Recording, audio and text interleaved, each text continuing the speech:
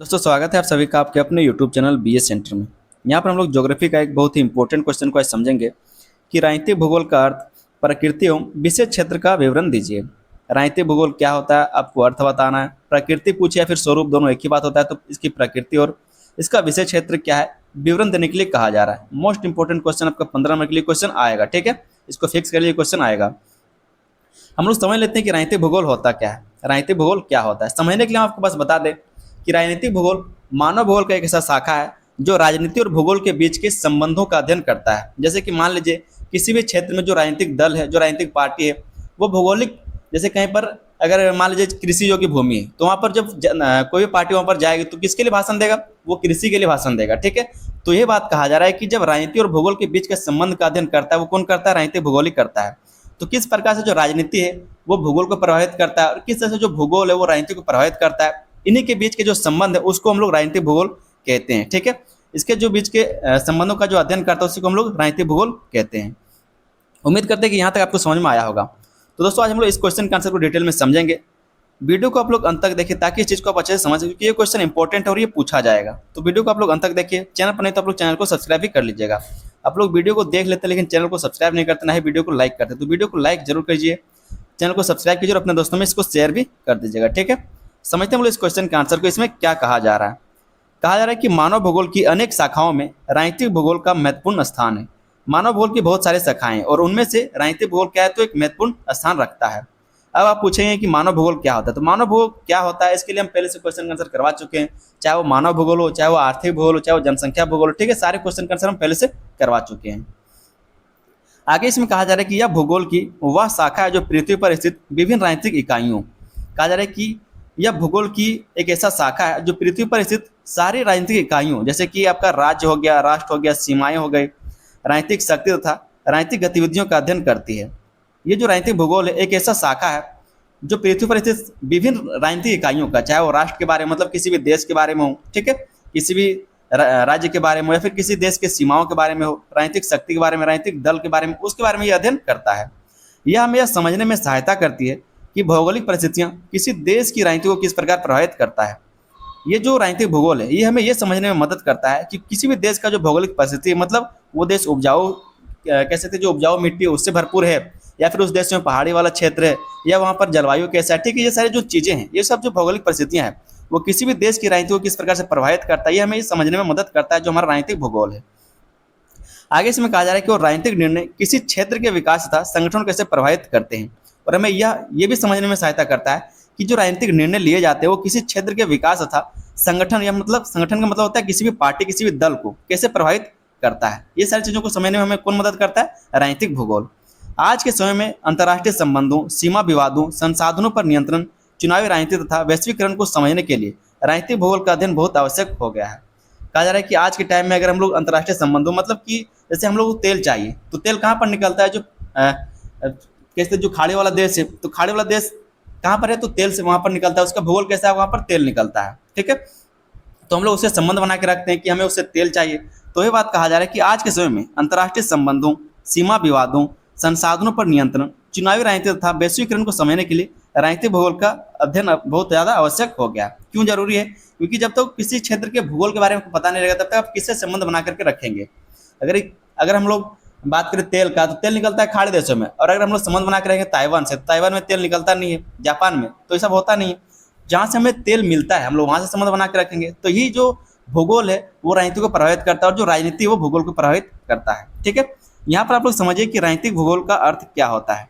राजनीतिक भूगोल का अर्थ क्या होता है, यहाँ पर आपको डिटेल में समझ में आ जाएगा। कहा जा रहा है कि राजनीतिक भूगोल मानव भूगोल की वह शाखा है जिसमें राजनीतिक संगठनों और भौगोलिक पर्यावरण के बीच संबंधों का अध्ययन किया जाता है। क्या कहा जा रहा है, जिसमें राजनीतिक संगठनों, मतलब जितने भी राजनीतिक दल हैं, और जो भौगोलिक पर्यावरण है उसके बीच के संबंधों का अध्ययन ये करता है, ठीक है। इसके अंतर्गत यह समझने का प्रयास किया जाता है कि किसी क्षेत्र की भौगोलिक स्थिति, जलवायु, संसाधन और स्थान वहाँ की राजनीतिक व्यवस्था को किस प्रकार से प्रभावित करते हैं। ये जो हमारा राजनीतिक भूगोल है इसके अंतर्गत ये समझने का प्रयास किया जाता है कि किसी भी क्षेत्र का जो भूगोल है, वहाँ का जो स्थिति है, वहाँ का जो जलवायु है, वहाँ पर जो संसाधन है, वहाँ पर जो स्थान है, वो राजनीतिक व्यवस्था को किस प्रकार से प्रभावित करता है, तथा सरकार द्वारा लिए गए राजनीतिक निर्णय उस क्षेत्र के लोगों को भूभाग पर क्या प्रभाव डालते हैं। जैसे हम आपको एक उदाहरण दिए थे, ठीक है, कि जैसे मान लीजिए कोई भी जो क्षेत्र है वहाँ पर कोई भी राजनीतिक पार्टी जाता है, तो वहाँ पर उपजाऊ, वहाँ पर कृषि लोग रहते हैं, मतलब किसान लोग रहते हैं, तो वहाँ पर किस प्रकार का भाषण दिया जाएगा? वहाँ पर भाषण दिया जाएगा किसान से रिलेटेड, कृषि से रिलेटेड, ताकि वहाँ पर जो क्षेत्र है वो प्रभावित हो सके, वहाँ पर जो रहने वाले वोटर हैं वो प्रभावित हो सके। इससे क्या होगा, जो दल है, जो राजनीतिक दल है, उसको भी फायदा होगा और जो यहाँ पर रहने वाले लोग हैं उसको भी फायदा होगा। तो कैसे दोनों तरफ से प्रभावित होता है, चाहे वो राजनीतिक पार्टी हो, चाहे वो आपका भौगोलिक स्थिति हो, जहाँ पर दोनों के बीच के संबंधों का अध्ययन किया जाता है, वही हमारा होता है राजनीतिक भूगोल। कुछ विद्वान हैं जिन्होंने इसके बारे में कुछ परिभाषाएं की गई, उसको थोड़ा सा समझते हैं। कहा जा रहा है कि फ्रेडरिक रेडजेल के अनुसार, ये एक विद्वान है फ्रेडरिक रेडजेल, इनके बारे में अलग से क्वेश्चन करवाएंगे। कहा जा रहा है कि राज्य एक जीवित प्राणी के समान होता है जिसका विकास स्थान और संसाधनों पर निर्भर करता है। ये जो फ्रेडरिक रेडजेल है ये कहते हैं कि जो राज्य है वो जीवित प्राणी के जैसा होता है और जिसका विकास कहा जा रहा है कि जिसका विकास जो है वो स्थान और संसाधनों पर निर्भर होता है, मतलब जिस स्थान पर वो रहेगा और जहाँ पर जिस तरह का संसाधन पाएगा उसी प्रकार से वहाँ उसका विकास हो सकता है। दूसरे जो यहाँ पर विद्वान वो है हार्टसॉर्न के अनुसार, कौन है? हार्टसॉर्न के अनुसार राजनीतिक भूगोल पृथ्वी की सतह पर पाए जाने वाले राजनीतिक विभेदों और उनके क्षेत्रीय स्वरूप का अध्ययन है। इनके द्वारा कहा जा रहा है कि राजनीतिक भूगोल जो है वो पृथ्वी की सतह पर पाए जाने वाले जो राजनीतिक विभेद हैं और जो उनके क्षेत्रीय स्वरूप हैं, ठीक है, कहीं पर बालू पाया जा रहा है, कहीं पर मतलब किसी तरह का जो स्वरूप है उसका अध्ययन करना है, क्या कहलाता है? राजनीतिक भूगोल कहलाता है। आसान भाषा में अगर समझना चाहे तो समझ सकते हैं कि राजनीतिक भूगोल वह विज्ञान है जो राज्य, राष्ट्र, सीमाओं, राजनीतिक संस्थाओं तथा राजनीतिक गतिविधियों के भौगोलिक वितरण और उनके आपसी संबंधों का अध्ययन करता है। क्या कहा जा रहा है कि जो राजनीतिक भूगोल है वो एक ऐसा विज्ञान है जो राज्य के बारे में, राष्ट्र के बारे में, सीमाओं के बारे में, राजनीतिक संस्थाओं के बारे में तथा राजनीतिक गतिविधियों के बारे में भौगोलिक वितरण और उनके आपसी संबंधों का अध्ययन करता है। ठीक है, मतलब भूगोल का किस तरह से वहाँ पर वितरण है और उसका राजनीति के साथ किस तरह से संबंध है, उसका अध्ययन कौन करता है? राजनीतिक भूगोल करता है। ये आपको यहाँ पर लिखना है। आगे दोस्तों हम लोग देख लेते हैं राजनीतिक भूगोल की प्रकृति। राजनीतिक भूगोल का प्रकृति कैसा है, इसका स्वरूप कैसा है। तो पहला हम लोग देखेंगे मानव भूगोल की एक शाखा। ये कैसा है? एक मानव भूगोल का एक शाखा है। राजनीतिक भूगोल मानव भूगोल का अभिन्न अंग है। इसका संबंध मनुष्य द्वारा निर्मित राजनीतिक संस्थाओं जैसे कि राज्य, सरकार और प्रशासन से होता है। इसलिए इसका अध्ययन मानव की राजनीतिक गतिविधियों को समझने के लिए किया जाता है। ये मानव भूगोल का शाखा क्यों? क्योंकि अगर हम लोग राजनीति की बात करें तो राजनीति कौन चलाता है? लोग चलाते हैं, मानव चलाता है, इसलिए मानव भूगोल का एक शाखा माना जाता है। और यही बात इसमें कहा गया, क्या कहा गया कि राजनीतिक भूगोल मानव भूगोल का अभिन्न अंग है। मतलब अभिन्न का मतलब होता है कि उससे जुड़ा हुआ अंग है, ठीक है, अलग नहीं है। इसका संबंध मनुष्य द्वारा निर्मित राजनीतिक संस्थाओं, और ये जो मानव भूगोल कह सकते हैं, ये जो राजनीतिक भूगोल है इसका संबंध किसके द्वारा है? तो मानव द्वारा निर्मित जो राजनीतिक संस्थाएं जैसे कि राज्य हो गए, सरकार हो गया, प्रशासन से होता है। इसलिए इसका अध्ययन मानव की राजनीतिक गतिविधियों को समझने के लिए किया जाता है कि वो लोग किस तरह से राजनीतिक गतिविधियां करते हैं। दूसरा जो इसका प्रकृति वो है गतिशील प्रकृति, मतलब ये हमेशा बदलता रहता है। राजनीतिक भूगोल की प्रकृति परिवर्तनशील होती है। समय के साथ देशों की सीमाएं बदलती रहती हैं, सरकारें बदलती रहती हैं और अंतर्राष्ट्रीय संबंधों में भी परिवर्तन आता रहता है। इसलिए यह एक स्थिर विषय ना होकर निरंतर बदलने वाला विषय है। जैसे मान लीजिए हमारा जो भारत है वो 1947 से पहले अखंड भारत था, मतलब कह सकते हैं कम से कम पाकिस्तान बांग्लादेश सब एक था। लेकिन 1947 में जो बांग्लादेश और पाकिस्तान है वो अलग हो गया, ठीक है, मतलब एक पाकिस्तान बना दिया गया, पूर्वी पाकिस्तान, एक पश्चिमी पाकिस्तान। तो इस तरह से इसलिए यहाँ पर कहा गया कि ये गतिशील प्रकृति रखता है, क्योंकि जो सीमाएं हैं देश की वो एक जैसा हमेशा नहीं रहता, कभी बढ़ सकता है, कभी बड़ा हो सकता है, कभी घट सकता है, ठीक है। तो इसलिए इसका जो प्रकृति वो गतिशील है। आगे जो हम लोग तीसरा इसका प्रकृति देखेंगे वो है अंतर्विषय स्वरूप। अंतर्विषयीय स्वरूप राजनीतिक भूगोल का संबंध केवल भूगोल से नहीं है बल्कि राजनीतिक विज्ञान, इतिहास, अर्थशास्त्र, समाजशास्त्र और अंतर्राष्ट्रीय संबंधों से भी है। इसी कारण इसका अध्ययन अनेक विषयों के सहयोग से किया जाता है।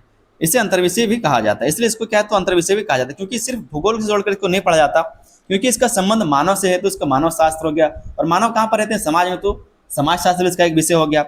इसमें आंकड़े लिए जाते हैं तो जो साइंस है उसका भी यहाँ पर भाग होता है, ठीक है, अर्थशास्त्र का भाग होता है, इसलिए इसको बहुविषय कहा जाता है। चौथा जो हम लोग यहाँ पर इसकी प्रकृति को देखेंगे वो है क्षेत्रीय अध्ययन पर आधारित। ये क्षेत्रीय अध्ययन पर आधारित होता है। राजनीतिक भूगोल में विभिन्न क्षेत्रों की राजनीतिक विशेषताओं और उनके बीच पाए जाने वाले अंतर का अध्ययन किया जाता है। क्या कहा गया कि जो राजनीतिक भूगोल है उसमें विभिन्न क्षेत्रों की राजनीतिक विशेषताओं और उनके बीच पाए जाने वाले जो अंतर है उसका अध्ययन किया जाता है। प्रत्येक क्षेत्र की भौगोलिक परिस्थितियां उसकी राजनीतिक व्यवस्था को प्रभावित करती हैं, और जितने भी क्षेत्र की भौगोलिक परिस्थितियां, मतलब जिस क्षेत्र में जिस तरह की भौगोलिक परिस्थिति होगा उस प्रकार से वहाँ की राजनीति को प्रभावित करेगा। इसलिए क्षेत्रीय अध्ययन इसका महत्वपूर्ण आधार है। इसलिए जो दल है या फिर कैसे जो राजनीतिक पार्टी वो क्षेत्रीय अध्ययन करते हैं ताकि वहाँ पर उस तरह का भाषण दिया जा सके। पांचों जहाँ पर हम लोग इसका स्वरूप या फिर प्रकृति देखेंगे वो है व्यवहारिक एवं उपयोगी प्रकृति। व्यवहारिक और उपयोगी प्रकृति यह केवल सैद्धांतिक विषय नहीं है, बल्कि इसका उपयोग वास्तविक जीवन में भी किया जाता है। सीमा निर्धारण, नए राज्यों का गठन, चुनाव क्षेत्रों का परिसीमन। परिसीमन का मतलब क्या होता है? परिसीमन का मतलब होता है किसी भी क्षेत्र या फिर प्रक्रिया की सीमाएं तय करना। मान लीजिए किसी भी क्षेत्र का अगर आपको सीमा तय करना है तो उसको बोलते हैं परिसीमन, ठीक है। तथा विदेश नीति के निर्माण जैसे कार्यों में राजनीतिक भूगोल की महत्वपूर्ण भूमिका होती है। क्या कहा गया कि जो विदेश नीति है उसके निर्माण जैसे कामों में भी जो राजनीतिक भूगोल है उसका विदेश महत्वपूर्ण भूमिका होता है। जैसे कि हम लोग को किसके साथ संबंध बना के रखना चाहिए, अगर हमें तेल का जरूरत है किसके साथ संबंध होना चाहिए, कहाँ पर हम लोग तेल देखते हैं कि निकल रहा है वहां पर संबंध बना के रखेंगे। तो ये कहाँ से हमें पता चला? भूगोल से पता चला, ठीक है, राजनीतिक भूगोल से पता चलता है। तो इसमें एक महत्वपूर्ण भूमिका निभाता है। छठा जो यहाँ पर प्रकृति में देखेंगे वो है शक्ति और क्षेत्र के संबंधों का अध्ययन। राजनीतिक भूगोल यह अध्ययन करता है कि राजनीतिक विशक्ति किसी क्षेत्र पर किस प्रकार नियंत्रण स्थापित करती है। जो हमारा राजनीतिक भूगोल है वो ये अध्ययन करता है कि राजनीतिक शक्ति जो है किसी क्षेत्र पर किस प्रकार नियंत्रण स्थापित कर पाता है तथा किसी क्षेत्र की भौगोलिक स्थिति राजनीतिक शक्ति को किस प्रकार प्रभावित करती है। दूसरे शब्दों में कहे तो यह शक्ति और क्षेत्र के पारस्परिक संबंधों को स्पष्ट करता है। क्या कहेगा? शक्ति और क्षेत्र के संबंधों का ही अध्ययन करता है। मान लीजिए कोई भी जो राजनीतिक शक्ति है, राजनीतिक दल है, वो किसी भी क्षेत्र में जाएगा तो वहां पर किस प्रकार का वो बात करेगा, जिस तरह का वहां पर क्षेत्र होगा, जिस तरह का वहां पर भूगोल होगा, ठीक है। तो किस प्रकार से जो राजनीतिक दल है वो भूगोल के कारण प्रभावित होता है और किस प्रकार जो भूगोल है वो राजनीतिक दल के कारण प्रभावित होता है, इसके बारे में यहाँ पर कहा जा रहा है कि इस प्रकार की प्रकृति का अध्ययन ये करता है। सातवां जो अपना प्रकृति देखेंगे वो है समस्या समाधान उन्मुख विषय। समस्या समाधान उन्मुख विषय है ये। सीमा विवाद, क्षेत्रीय संतुलन, पृथकतावादी आंदोलन तथा संसाधनों से जुड़े राजनीतिक संघर्षों को समझने और उनके समाधान खोजने में राजनीतिक भूगोल महत्वपूर्ण योगदान देता है। तो इन सभी समस्याओं को खोजने में भी ये महत्वपूर्ण योगदान देता है, इसलिए इसे समस्या समाधान उन्मुख विषय भी माना जाता है। तो यहाँ पर दोस्तों हम लोग इसकी प्रकृति को समझ लिए। आगे यहाँ पर हम लोग राजनीतिक भूगोल के विषय क्षेत्र को भी देख लेते हैं कि इसका विषय क्षेत्र क्या है, क्या क्या इसके अंतर्गत पढ़ा जाता है या फिर इसका अध्ययन किया जाता है। तो कहा जा रहा है कि राजनीतिक भूगोल का विषय क्षेत्र बहुत व्यापक है। इसके अंतर्गत अनेक महत्वपूर्ण विषयों का अध्ययन किया जाता है। वो कौन कौन से विषय हैं, किस किस क्षेत्र में हम लोग अध्ययन करते हैं राजनीतिक भूगोल के अंतर्गत, उस चीज को यहाँ पर हम लोग देखते हैं। तो पहले हम लोग राज्य का अध्ययन करते हैं इसी राजनीतिक भूगोल के अंतर्गत। राज्य राजनीतिक भूगोल का सबसे महत्वपूर्ण विषय है। इसके अंतर्गत राज्य की उत्पत्ति, विकास, स्वरूप, आकार, स्थिति, क्षेत्रफल तथा उसकी राजनीतिक व्यवस्था का अध्ययन किया जाता है। साथ ही यह देखा जाता है कि भौगोलिक परिस्थितियां राज्य की शक्ति और स्थिरता को कैसे प्रभावित करती है। तो ये पहला इसका विषय क्षेत्र है राजनीतिक भूगोल का, राज्य का अध्ययन करना, ठीक है। मतलब जो राज्य है, ठीक है, राज्य का उत्पत्ति कैसे हुआ है ये हम लोग भूगोल से पता चलता है। उसका विकास कैसे हो सकता है, मतलब वहाँ पर क्या किस प्रकार के संसाधन है, किस प्रकार की व्यवस्थाएं हैं, उसका स्वरूप कैसा है, आकार कैसा है, स्थिति कैसा है, उसका क्षेत्रफल कैसा है, सब क्या है, भौगोलिक चीजें हैं। उसके बाद कहा जा रहा है कि उसकी राजनीतिक व्यवस्था का अध्ययन किया जाता है।